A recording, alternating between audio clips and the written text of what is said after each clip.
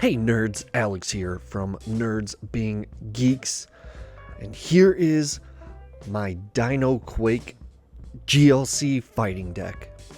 Let's get into it.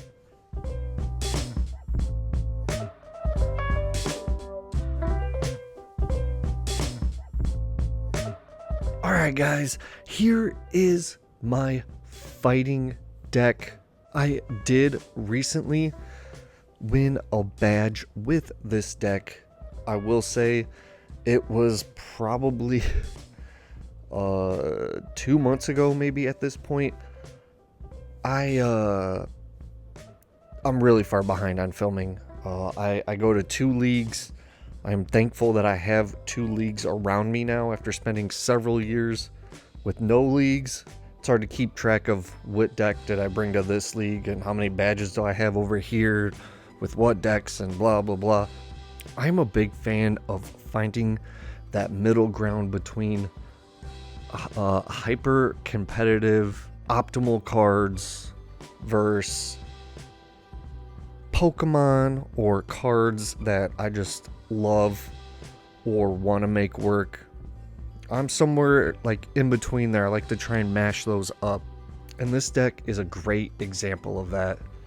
Start with the Pokemon. Ogie Dogie. We all know what it does. Adrenopower, dark energy, gains 100 HP, 100 more attack. It's in every fighting deck.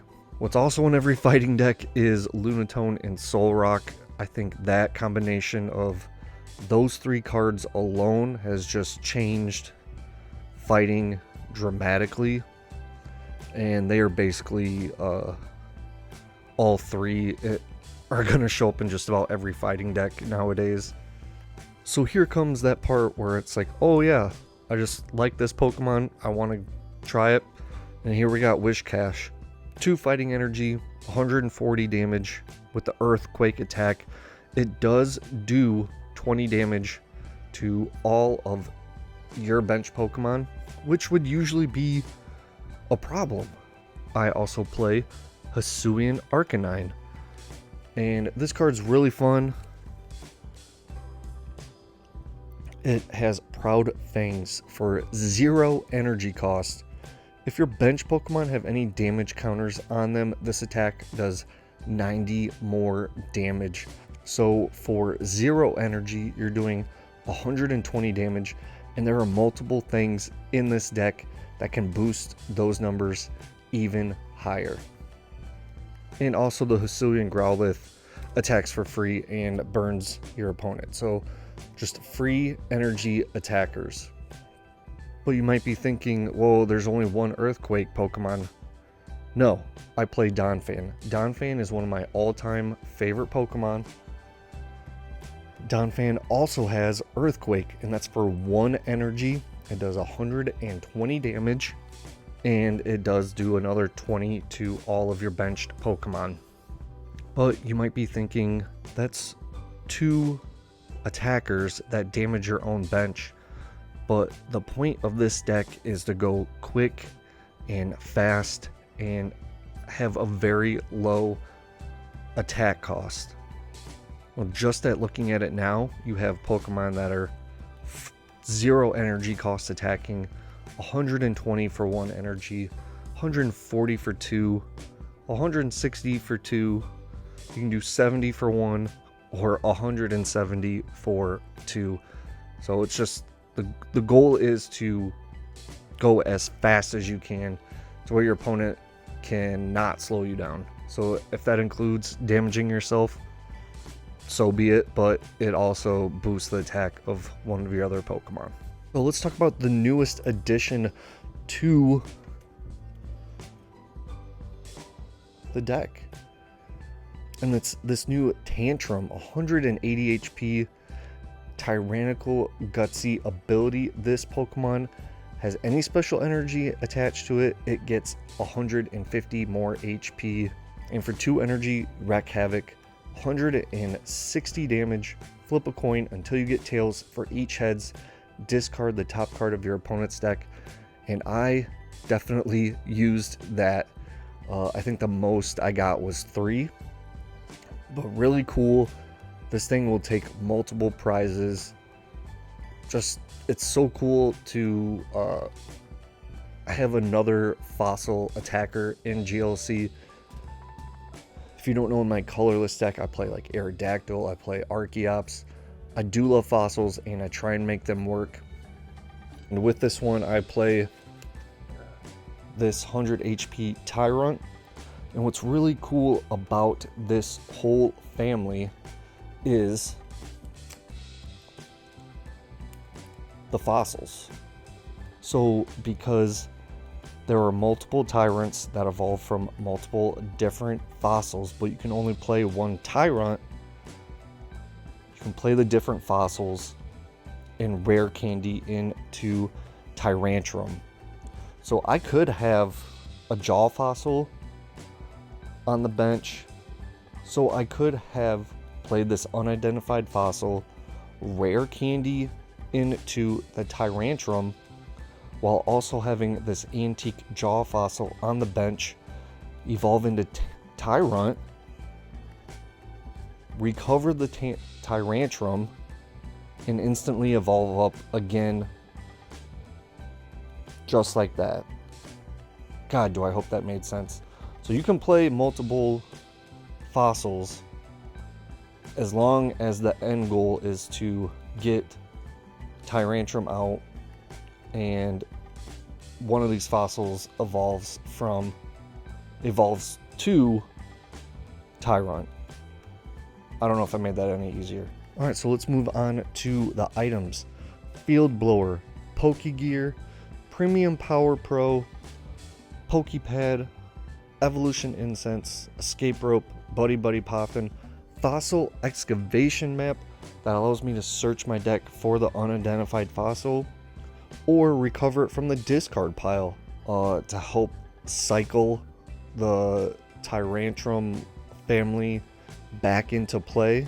I also play Hisuian Heavy Ball, Nest Ball, Ultra Ball, Professor's Letter, Versus Seeker, Night Stretcher, Fighting Dong, Rare Candy, Energy Retrieval.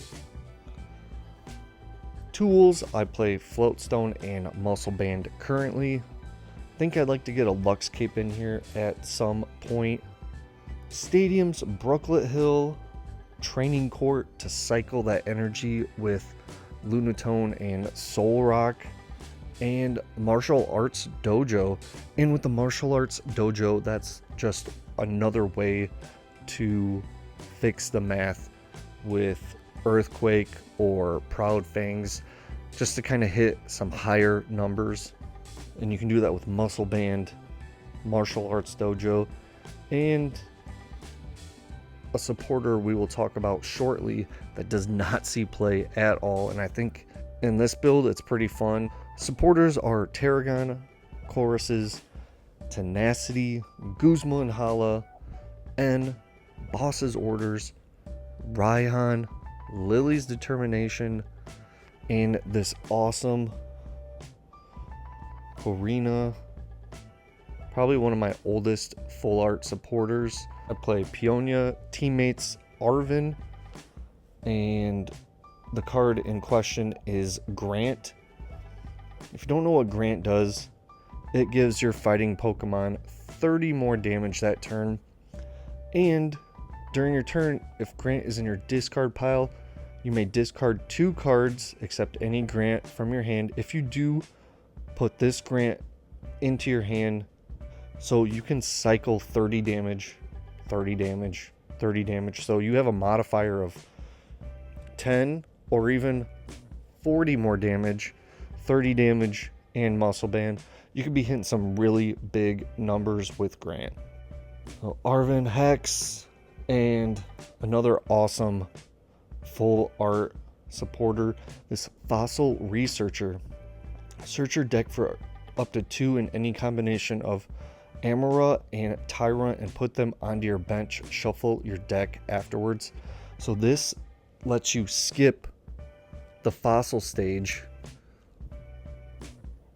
altogether, and it's just another way to cycle the Tyrantrum family Again, I mean, you could play Fossil Researcher, get Tyrant on the bench, and also play, you know, Unidentified Fossil and the Antique Jaw Fossil, and just cycle through. Tyrant or Tyrantrum gets knocked out, you can put it, you know, Rare Candy, the Unidentified Fossil, or Tyrant to the Jaw Fossil, and then eventually Tantrum. Really cool combination that I did pull off multiple times, and my opponent was like, I can't believe this dinosaur is coming back again. So real pain for your opponent, but really fun to play and navigate your deck to make this strategy happen. I do play 1, 2, 3, 4, 5, 6, 7 basic fighting energy, and I play strong energy, which is another 20 damage that your fighting Pokemon can do. I also play rainbow energy, counter energy, and unit energy. Obviously, the unit and rainbow go really well with Good Punch, Ogie Dogie. Even the counter energy can be used for that. But all of my attackers are 2 energy or less. And the reason I play so much basic fighting energy is to use the Lunatone and Soul Rock ability, discard a fighting energy, and draw 3 cards. Alright guys, that is my Fossil Earthquake build. Let me know your thoughts, some changes you think I should make. Are you trying the Tyrantrum out? I love dinosaurs, so I always try and play fossil Pokemon when I can. Appreciate you guys watching, and I'll see you in the next one.